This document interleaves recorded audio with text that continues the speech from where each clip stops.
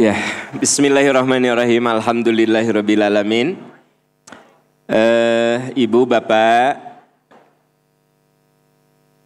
buat ramnya sudah? Oke aja. Kastengalsnya sudah dimakan? Oh, belum ya. Sok habisin dulu ya, gitu. Ya, kita sekarang akan mendengarkan tausiah ya dari guru kita. Buka hati kita, buka pikiran kita, buka jiwa kita ya. Karena nasihat itu teman-teman ada botol. Kalau dibuka tutupnya walaupun satu tetes masuk. Tapi ada botol mau ditutup walaupun dikasih air 1 galon nggak akan ada yang masuk. Jadi yang sangat penting kalau kita datang ke majelis ilmu adalah buka hati, buka pikiran, buka jiwa kita, terus sami'na wa ata'na. Ulah kieu, hese atuh, mal bisa atuh. Sami'na wa ata'na. Selama itu dari Allah, dari Rasul, dari Al-Quran, dari Sunnah, terima ya gitu. Mangga Ustadz.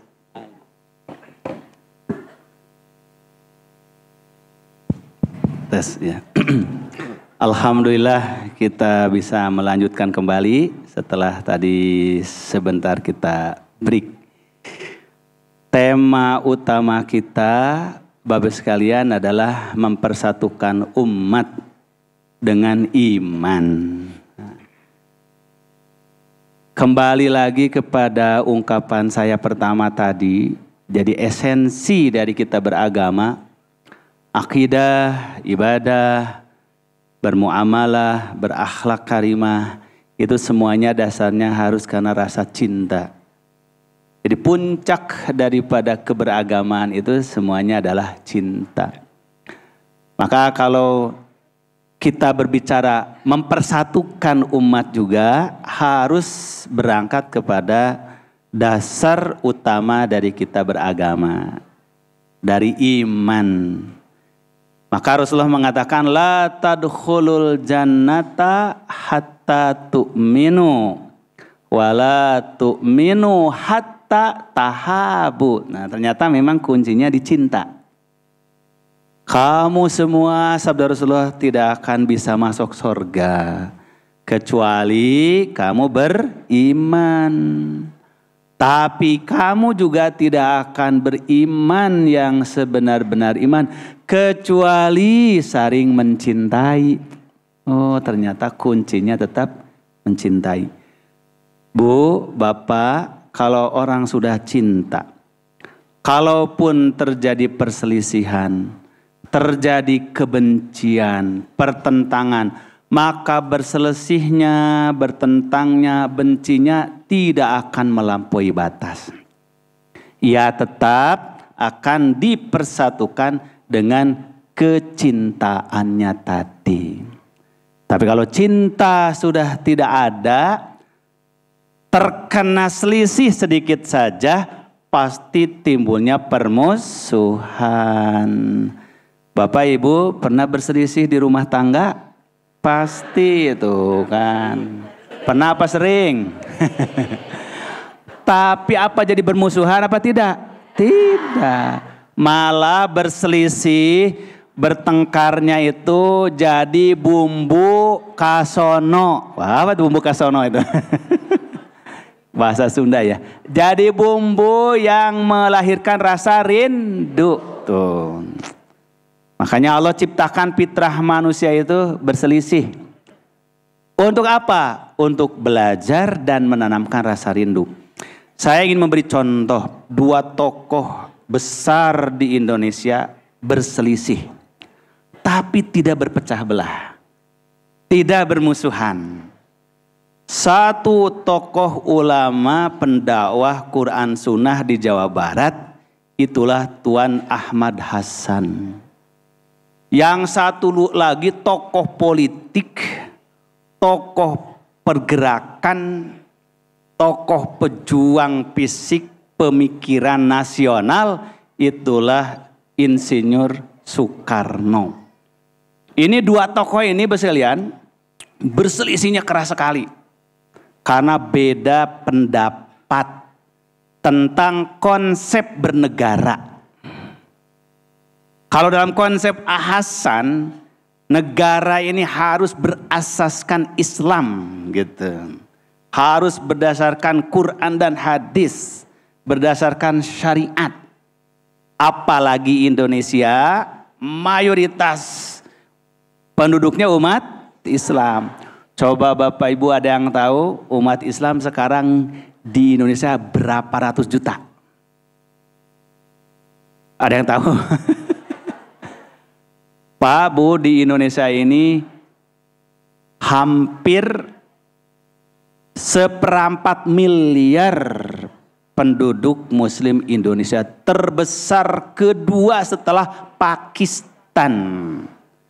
255 juta Pakistan Muslim. Indonesia sekitar 248 juta. Bahkan ada yang mengatakan Indonesia sudah lebih dari itu, sudah sekitar 260 jutaan. Karena namanya sensus Bu ya, bagaimana menghitung 250 juta. Kalau nggak percaya, hitung sendiri aja. Kalau nggak percaya sensus kan itu. Jadi kira-kira aja. Gitu Bu. Jadi kalau di prosentase umat Islam di Indonesia ini 12,5% dari populasi Muslim di dunia. Artinya kalau umat Islam ini berselisih, bertentang, bermusuhan, berarti 1/4 miliar umat Islam berselisih, bermusuhan. Berarti 12,5% tubuh umat Islam sedunia berpecah belah. Inilah pentingnya kita menjaga kesatuan dan persatuan. Kita sudah capek dengan perselisihan, pertentangan, perpecahan yang terjadi di banyak negeri Muslim yang tadi saya sebutkan, yang berbelas puluh tahun belum selesai. Tidak terbayang kalau Indonesia yang 1/4 miliar ini konflik. Mereka jumlahnya hanya 5 juta penduduk Bu, 10 juta, 60 juta, paling banyak ya di tataran 60-70 juta Bu tuh, negeri Muslim yang lain. Seperti Turki, Iran gitu. Negara Arab Bu kalau digabungin 10 negara dibanding dengan Indonesia, penduduk Muslimnya banyakan mana? Indonesia. Jadi jangan coba-coba mengusik Muslim Indonesia. Maka kata Tuan Hasan, dulu belum segini Bu jumlahnya, mungkin baru kurang 100 juta lah tahun 40-an ya. Kata beliau kita harus negeri Muslim, dasar Islam, Quran hadis, karena negeri kita 90% Muslim. Dulu umat Islam 90% Bu, sekarang tinggal 87%. Nggak tahu apa penyebabnya. Nah ini pentingnya kita berpikir dakwah. Ternyata kita ini digerogoti terus Bu ya. Ketika Indonesia merdeka 95% Muslim penduduk Indonesia, 5% non Muslim berbagai agama. Sekarang sudah tinggal 87% Muslim Bu. 13% non Muslim berapa agama. Sekarang kita mayoritas saja sering direpotkan ya Bu ya. Indonesia sering direpotkan oleh kelakuan non Muslim, betul nggak? Iya. Karena berbeda visi bernegara, kita inginnya menanamkan kebaikan, kesalehan, akhlakul karimah. Mereka senangnya kebebasan, ya kan? Senangnya itu tidak mencerminkan nilai-nilai agama. Nah maka Tuan Hasan dalam banyak tulisannya mengajarkan Indonesia harus berdasarkan Islam. Padahal belum merdeka tuh, masih jauh merdekanya. Masih dijajah Belanda kemudian Jepang. Tapi sudah berbicara tentang konsep negara. Nah Bung Karno Bu, Bung Karno ini beliau ke Bandung setelah selesai SMA beliau di Jawa Tengah. Ketika SMP SMA beliau nginapnya di rumah Hos Cokro Aminoto. Akhirnya dijadikan mantu oleh beliau, nikah muda. Dinikahkanlah kepada putri Hos Cokro Aminoto. Tapi ketika beliau mau melanjutkan sekolah ke dahulu HIS ya. Jadi High bukan HTS, High Technic School gitu kan, sekolah teknik tinggi. Sekarang ITB kan Bu ya. Dulu HTS, sekarang ITB. Beliau masuk ke Bandung tahun 1921. Masuklah di ITB karena orang cerdas, pintar, ganteng pula gitu Bu ya. Tapi sudah punya istri. Tapi istrinya ini nggak mau diajak ke Bandung. Akhirnya beliau ngontrak kos itu di bumi, nah di rumahnya Ibu Inggit Garnasih. Ibu Inggit ini sudah punya suami, namanya Pak Sanusi. Gitu. Seorang tokoh syarikat Islam, juga keluarga besar Persis. Nah, karena beliau seorang pemuda yang pintar, ganteng, cakep, ya ibu kos siapa yang gak tertarik? Gitu. Itu Bu ceritanya Bu tuh. Tapi mereka ini menjaga adab, tidak berbuat selingkuh, nggak senonoh Bu. Mereka terus terang saling mencintai. Sampai sang suaminya ini bilang ke istrinya, benar kamu naksir Soekarno? Iya. Dan kebetulan tidak punya anak dari suaminya. Dibawalah Bung Karno ini Bu, tahun 1923, itu pas Persis berdiri. Dibawalah, jadi beliau sudah 3 tahun di Bandung. Dibawalah oleh Pak Sanusi ini ke Ciater, di tempat wisata yang nyingkur gitu kan. Diajak ngobrol beliau. Kurang lebih ya, menurut sejarah ngobrolnya, Karno betul kamu tuh naksir istri saya. Bu, ada yang gitu nggak Bu? Kalau zaman sekarang mampu dibawa ke Ciater, dilelepkeun tadi gua. Sekarang. Iya ya, dilelepkeun diam-diam anu apaleun. Iya mah malah ditaros, kamu teh bener. Kamu teh dititipkan di rumah saya teh amanah dari Ketua Umum Syarikat Islam, dan saya adalah pimpinan di sini, harus samina wa atona kepada pimpinan. Masya Allah.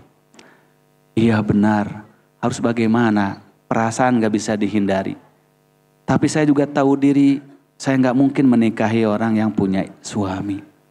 Kata beliau, kalau engkau benar mencintai, aku akan ceraikan. Gitu betul. Aku akan ceraikan. Nanti setelah dia habis masa idahnya, kamu nikahi dia. Tapi ingat, saya tidak akan ridho, tidak akan suka kalau kamu menyakiti dia. Masya Allah tuh Bu. Beliau ini mengambil contoh kepada sahabat Nabi. Waktu itu Abdurrahman bin Auf sama siapa? Mas Sa'ad bin Robi atau siapa namanya Ustaz ya? Kalau nggak salah Sa'ad bin Robi'ah. Ketika dimuakhotkan oleh Rasulullah di Madinah. Jadi Rasulullah hijrah dari Mekah ke Madinah bawa para sahabat. Yang mereka ini ditinggalkan keluarganya. Bercerai berpisah dengan keluarganya. Bahkan tidak membawa sepeser pun uang. Walaupun kaya raya di Mekahnya seperti Abdurrahman bin Auf. Maka Rasulullah mempersaudarakan Muhajirin sebelah sini, Ansar sebelah sini. Disatukan kamu dengan si Fulan, kamu dengan si Fulan. Terus begitu Muhajirin dengan Ansar. Pas Abdurrahman bin Auf dengan Sa'ad bin Robi'ah. Maka kata Sa'ad bin Robi'ah kepada Abdurrahman bin Auf, wahai Abdurrahman, saudaraku, engkau telah aku anggap seperti adik kandungku sendiri karena Islam mempersatukan kita. Kata dia, ana aksarul ansori malan, aku orang paling kaya di Ansor. Aku banyak kebun. Maka silakan kamu pilih kebun mana yang paling kamu sukai. Aku akan bagi 2 buat kamu. Enak sekali kalau punya teman gini Bu ya. Saudara begini. Bahkan kata beliau, aku punya 2 istri. Silakan taksir oleh kamu mana yang paling cantik. Yang paling kamu sukai. Aku akan ceraikan. Kalau selesai idahnya silakan kamu nikahi. Tuh itu sahabat Nabi Bu. Tapi ini bedanya Abdurrahman bin Auf dengan Bung Karno. Kalau Abdurrahman bin Auf mah diberi jalan teh Tidak aji mumpung. Tidak, wah kebetulan atuh. Pengen punya istri, punya harta ditawari.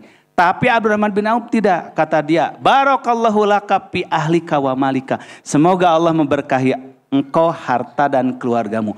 Itu buat kamu saja. Dulu ni ala sukin, tunjukkan kepadaku pasar. Biar aku jadi kuang pikul saja. Ini hebatnya sahabat, Bu. Makanya tidak salah sahabat Sa'ad menawarkan begitu ke Abdurrahman bin Auf. Kalau nawarin ke saya nggak bakalan. Karena bakal langsung dirontok. Nah, ini mah dua sahabat yang sama-sama mentalnya, kualitasnya orang-orang beriman dan bertakwa. Yang satu sangat dermawan, yang satu sangat menjaga harga diri dan marwah, tidak aji mumpung. Itulah persahabatan karena Allah.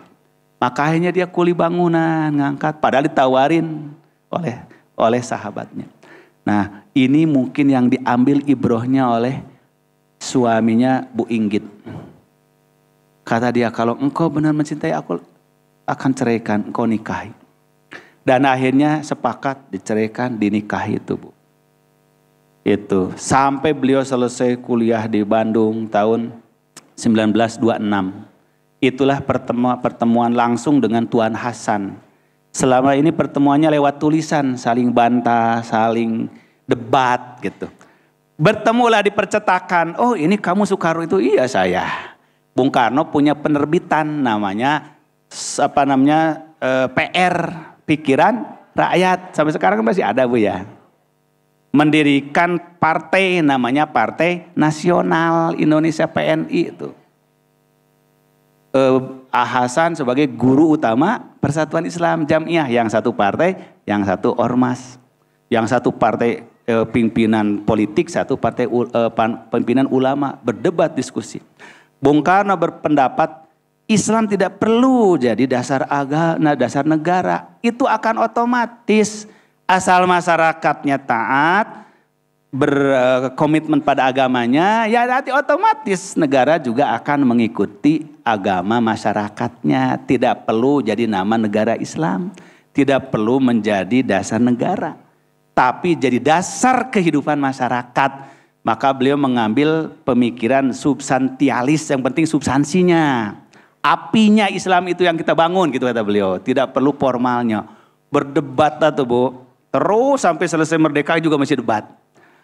Tapi mereka tidak pernah lepas persahabatan. Tidak pernah lepas berkasih sayang, saling mencintai karena Allah. Walaupun beda pandangan. Maka ketika Bung Karno ditangkap oleh Belanda 2 kali. Tahun pertama beliau ditangkap, diadili di pengadilan di Bandung. Itu yang sekarang itu pengadilannya jadi Indonesia Menggugat, Bu ya. Persis di samping gedung BNI, berseberangan dengan kantor PP Persis itu. Kemudian beliau dipenjara di Bancai. Itu di apa namanya, di Gang Bancai sekarang tuh, Bu ya, seberang alun-alun Masjid Agung. Kemudian akhirnya beliau dipenjara di Sukamiskin. Siapa yang rajin menengok Hasan di penjara Sukamiskin? Hasan. Musuh berdebatnya, tapi sahabat dalam agama. Beliau datang bawa makanan, beliau kirim. Kesukaan Bung Karno itu apa? Salah satunya senang sekali beliau kepada jambu mede. Jadi beliau bawa itu jambu mede. Dikirim buku-buku. Maka tahun 1926 Bung Karno beri kesaksian. Sejak 1926 aku berkenalan langsung dengan Tuan Hasan, baca buku-buku beliau tentang Islam. Aku menjadi muslim yang sebenarnya, tidak pernah meninggalkan lagi sholat, tidak pernah meninggalkan puasa. Selalu baca Al-Quran. Bahkan sholatnya pun utek-utekan. Itu Bung Karno. Jadi kalau yang tidak suka utek-utekan tahiyatnya berarti tidak suka sama Bung Karno. Betul? Sekarang malah banyak pengikutnya yang nggak suka utek-utekan ya. Barangkali bukan tidak utek-utekan, jangan-jangan tidak sholat gitu. Bung Karno orang sangat taat beribadah, Bu. tapi visi politiknya beda. Tidak jadi permusuhan. Berselisih nggak bermusuh, tetap mendukung kepemimpinan beliau, tetap mendukung perjuangan kemerdekaan, tetapi dikritik habis-habisan terutama ketika punya konsep nasakom. Tuh. Ini bos sekalian, indahnya kalau dasarnya sudah saling mencintai, sama-sama cinta agama Allah, cinta Islam, cinta negeri, cinta kemerdekaan. Maka perbedaan itu disampingkan, tetap menjaga persatuan dan kesatuan. Inilah pentingnya mahabbah. Maka ibu sekalian, kecintaan inilah harus menjadi dasar segala hal. Dalam iman pun harus mahabbah tadi. Wala tu'minu hatta tahabu.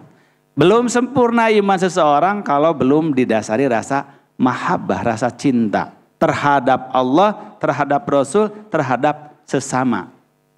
Makanya dalam Al-Quran kalimatnya juga Qul in kuntum tuhibbunallah. Kalau kalian mencintai Allah, fattabi'uni, ikuti aku. Kenapa kalimatnya bukan Qul in kuntum ta'budunallah, Qul in kuntum tu'minuna billah, tapi Qul in kuntum tuhibbunallah. Kalau kalian cinta pada Allah. Kenapa? Karena dengan kalimat itu bisa bermakna kalau kalian iman kepada Allah dan sudah sampai kepada derajat cinta. Kalau kalian ibadah kepada Allah sudah sampai derajat cinta. Fattabi'uni, maka pasti mengikuti Rasulullah sallallahu alaihi wasallam. Nah, maka kita wajib selalu menjaga kemurnian cinta kita kepada Allah, kepada Rasulullah, kepada agamanya. Cinta pada Allah berarti cinta juga kepada firman-Nya, yaitu kitabullah. Cinta kepada Rasulullah tentu cinta kepada semua yang beliau wariskan pada kita. Perkataannya, perbuatannya, persetujuannya, itulah sunnah Rasulullah Sallallahu Alaihi Wasallam. Maka itulah puncak daripada keimanan seseorang. Sehingga sabda Rasulullah, salasun man kunna fihi wajada halawatal iman. Ada 3 perkara yang kalau 3 perkara itu ada pada seorang baru akan mencapai lezatnya iman. Jadi iman pun ada kelezatan, iman pun ada kenikmatan. Ada orang beriman tapi terasanya pahit terus. Ada orang beriman tapi terasanya gerah terus. Ada orang dengan iman itu lezat. Kenapa? Karena telah sampai kepada derajat tertinggi. Telah sampai kepada hakikat daripada apa yang 3 perkara kata Nabi. Yang paling utamanya adalah an yakunallahu wa rasuluhu ahabba ilaihi mimma siwahuma. Ketika Allah dan Rasulnya telah menjadikan yang dicintai oleh dia di atas segala-galanya. Nah, jadi kalau kita masih merasa gundah gelisah dalam sholat, gundah gelisah dalam ibadah, gundah gelisah dalam hidup, karena masih ada yang lebih dicintai selain daripada Allah dan Rasul, Bu. Makanya mencintakan hati kita pada iman yang sebenarnya, yaitu memantapkan iman kita billah dan kepada Rasulillah, kepada Allah dan Rasul. Maka tanpa menanamkan cinta iman kepada Allah dan Rasul, kita sulit untuk mewujudkan kesatuan dan persatuan. Karena itulah yang akan mengikat kita di atas berbagai macam keragaman dan perbedaan. Ibu bapak sekalian, Allah takdirkan memang hidup ini sangat beragam, sangat bermacam-macam.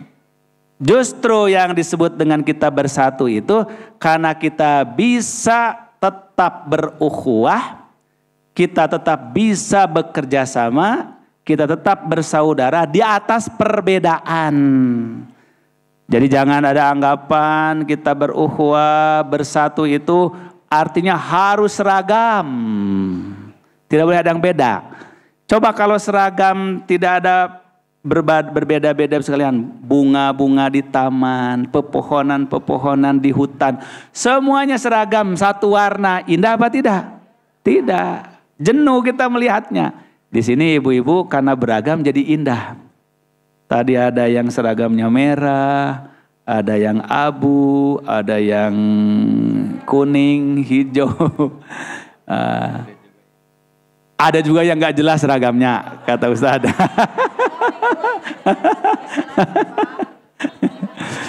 Tapi semuanya bisa bersatu di sini sehingga kelihatan indahnya kebersamaan, kesatuan itu karena keberagaman. Maka Allah firmankan, yaitu wa min ayatihi ikhtilafu alsinatikum wa alwanikum.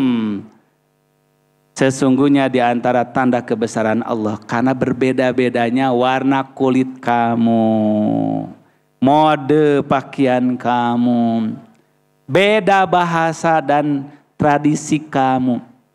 Inna fi dzalika la ayatin lil alimin. Yang demikian itu tanda kebesaran bagi orang yang berilmu. Jadi dengan keragaman itu justru jadi indah dalam kebersamaan.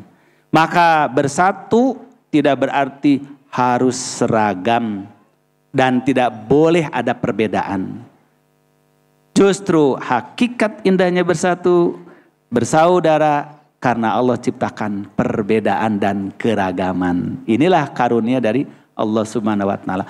Tapi keragaman dan perbedaan itu dipersatukan dengan tujuan yang sama, kecintaan yang sama, cinta kepada Allah dan Rasulnya, cinta kepada agamanya, cinta kepada ilmunya, cinta kepada dakwah dan memperjuangkan agamanya, maka kita akan mempersatukan. Maka kembali kepada ungkapan tadi, dengan siapa kita bersatu? Dengan orang yang kita cintai. Dengan siapa kita berkumpul? Dengan orang-orang yang sama kecintaan dan kesukaannya. Maka mempersatukan manusia, persatukanlah rasa cintanya, yaitu cinta pada Allah dan Rasul, cinta kepada syariatnya, cinta pada agamanya.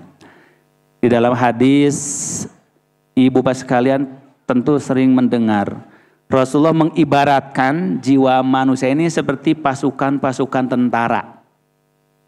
Dalam hadis Muslim Rasul bersabda, kata beliau, innal arwaha junudun mujannadah. Roh-roh itu, jiwa-jiwa manusia itu adalah seperti pasukan-pasukan yang berkelompok. Maka ada pasukan angkatan darat, beda seragamnya Bu ya, loreng kan gitu. Keahliannya juga beda, kemampuannya beda. Ada pasukan tentara angkatan laut, seragamnya beda lagi. Pasukan angkatan udara, beda lagi. Angkatan kepolisian, beda lagi. Tapi semuanya punya satu tanggung jawab, punya satu cita-cita, yaitu bagaimana menjaga keselamatan bangsanya, negaranya. Maka dipersatukan oleh Allah SWT. Nah, yang masalah ini, yang bahaya ini, kalau tidak mempersatukannya. Perbedaan-perbedaan itu justru jadi tujuannya. Maka itu yang disebutkan, siapa yang senangnya kepada kemunkaran, kumpulnya di tempat munkar. Siapa yang senangnya di tempat kemakrufan, kumpulnya di tempat ma'ruf. Siapa yang cintanya kepada Allah dan Rasul, kumpulnya di tempat yang menguatkan cinta pada Allah dan Rasul. Siapa yang senangnya cintanya pada maksiat, kumpulnya di tempat maksiat. Demikian seterusnya. Nah, maka ibu sekalian, terakhir saya kira ruh dari persatuan ini, kecintaan, di dalam beberapa hadis dikisahkan. Ada seorang datang ke Rasulullah. Ya Rasulullah, mata sa'ah, kapan terjadi kiamat? Rasulullah memandang orang itu. Loh, kenapa nanya kiamat? Gak nanya yang lain-lain. Kata Nabi, mada a'dad, apa yang kau siapkan? Kau nanya kiamat sekali. Kiamat itu berat, kata Nabi. Apa yang kau siapkan? Kata dia, ma'adadtu bikasroti sholatin wala siyamin. Terus terang saja Rasulullah, aku ini tidak menyiapkan menghadapi kiamat banyak sholat sunat, banyak saum sunat. Karena ini orang sibuk di ladang sibuk berternak, menggembala, terbatas kekuatan fisik saya. Walakinni uhibbullaha wa rasulah. Satu-satunya bekal saya, aku cinta Allah dan Rasul. Masya Allah. Apa kata Rasulullah?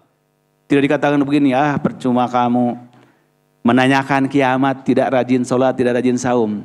Tapi justru memuji dia. Kata Rasulullah, anta ma'aman ahbabta. Kamu akan dikumpulkan bersama orang yang kau cintai. Masya Allah. Kalau orang itu bilang, aku tidak banyak sholat, tidak banyak saum. Tapi aku hanya cinta pada Allah Rasul. Ini satu hadis. Di kasus yang lain datang seseorang ke Rasulullah. Ya Rasulullah, almar'u yuhibbul qauman walam yaltahik bihim. Rasulullah, ada seseorang cinta kepada suatu kaum.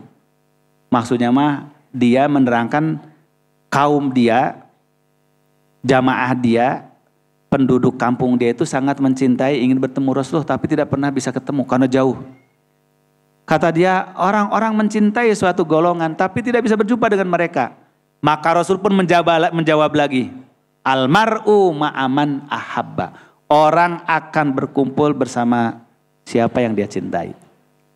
Bahkan kata Anas bin Malik, tidak ada kata-kata Rasulullah yang paling menenteramkan jiwa saya, yang paling membuat saya selalu optimis, kecuali kata Rasulullah, almar'u ma'aman ahabba, orang akan dikumpulkan bersama yang dicintainya. Demi Allah, kata Anas, aku ini tidak bisa beramal seperti Rasulullah, terlalu jauh. Aku tidak bisa beramal seperti Abu Bakar, tidak bisa beramal seperti Umar dan Utsman dan Ali. Tapi aku yakin bisa bergabung dengan mereka karena aku mencintai mereka. Masya Allah. Jadi Bapak Ibu pengen di surganya berkumpul dengan Ustadz Aam? Hoyong tuh Bu? Hoyong. Hoyong kumpul di surga sarang sim kuring. Amin. Cintailah beliau. Karena Allah kan gitu. Cintailah beliau karena Allah. Itu janji Rasulullah, almar'u ma'aman ahabba. Bukan berarti meninggalkan cinta suami, meninggalkan cinta anak-anak, cinta istri, bukan. Tapi cinta sebagai tanggung jawab di keluarga, tentu itulah kecintaan yang wajib kita jaga. Kecintaan biologis, kecintaan nasab, ibu kepada putra-putrinya, ibu pada suaminya, suami pada istri dan anak-anaknya, itu sudah pasti. Tapi kalau kita cintanya kepada Allah dan Rasul, akan bersamakan dengan siapapun yang cinta pada Allah dan Rasul. Ini saya kira Bapak sekalian yang ingin saya sampaikan di kesempatan yang baik ini. Mudah-mudahan kita semua dikumpulkan oleh Allah Subhanahu wa Ta'ala bersama para pecinta Allah, pecinta Rasulullah, pencinta para sahabat, pecinta orang-orang yang salih. Sehingga sebagaimana firman Allah, wa may yuti'illaha wa rasulahu fa ulaika ma'al ladzina an'amallahu 'alaihim minan nabiyyin wasiddiqin wasyuhada wassalihin wa hasuna ulaika rafiqa. Siapa saja yang taat pada Allah, taat pada Rasulullah, maka akan digolongkan oleh Allah bersama orang-orang yang diberi nikmat oleh Allah pada mereka. Siapa orang diberi nikmat oleh Allah? Minan nabiyyin, para nabi.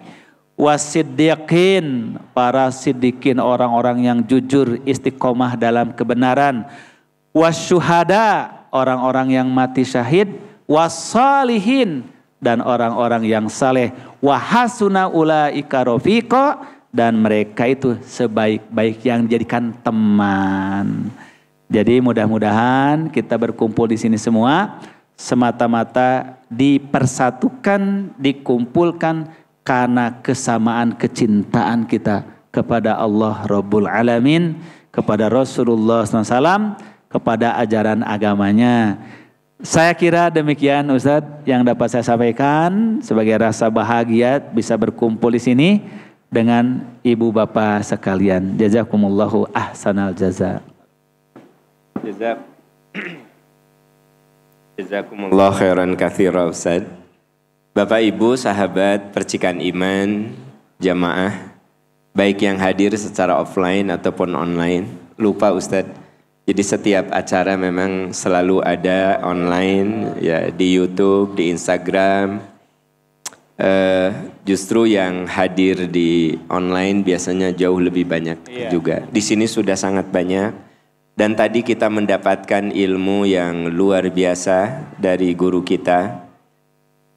Saya sering berulang-ulang mengatakan, teman-teman, yuk kita semua seperti yang Ustadz tadi sampaikan, lakukan segala sesuatu karena cinta kepada Allah dan Rasul. Maka penderitaan itu akan jadi kenikmatan. Capek itu akan jadi kebahagiaan. Karena semua kita digerakkan oleh kecintaan kepada kebenaran, kecintaan kepada dakwah, ya, kecintaan kepada ajaran Allah dan Rasul. Tadi Al Ustadz sudah sampaikan kita akan berkumpul bersama apa yang kita cintai. Maka mari kita saling mencinta karena Allah, saling menguatkan, saling mengingatkan, saling mendoakan, ya. Dan mohon doa kami berdua Ustaz ya, insya Allah tanggal 24 akan berangkat ibadah haji. Ya, insya Allah berangkat ibadah haji dan mohon doa kami diberi kemudahan, kelancaran, kesehatan dan tentu saja kemabruran. Dan kami berdua insya Allah akan senantiasa mendoakan ibu bapak untuk selalu dalam keberkahan. Yang belum berhaji bisa berhaji, berumroh. Yang sudah berhaji bisa menjaga kemabruran. Kalau ibu bapak tidak diberi kesempatan berhaji, semoga putra putri cucu diberi kesempatan. Ya, Ustadz jazakumullah khairan katsira atas kebersamaannya. Dan tentu saja ini bukan yang terakhir, nanti di kemudian hari juga akan silaturahmi lagi Ustadz ya. Akan silaturahmi lagi ke sini, akan berbagi lagi sini. Dan terima kasih Bapak Ibu sahabat tercinta sudah hadir di sini. Luar biasa Ustaz, jamaah begitu banyak karena ingin bersilaturahmi dengan Ustaz. Bapak Ibu, mari kita akhiri dengan doa kafaratul majlis. Subhanaka Allahumma wa bihamdika asyhadu an la ilaha illa anta astaghfiruka wa atubu ilaik. Walhamdulillahirabbil alamin. Wassalamualaikum warahmatullahi wabarakatuh. Atur nuhun Ustaz, jazakumullah khairan. Atur nuhun pisan, luar biasa. Luar biasa Ustaz.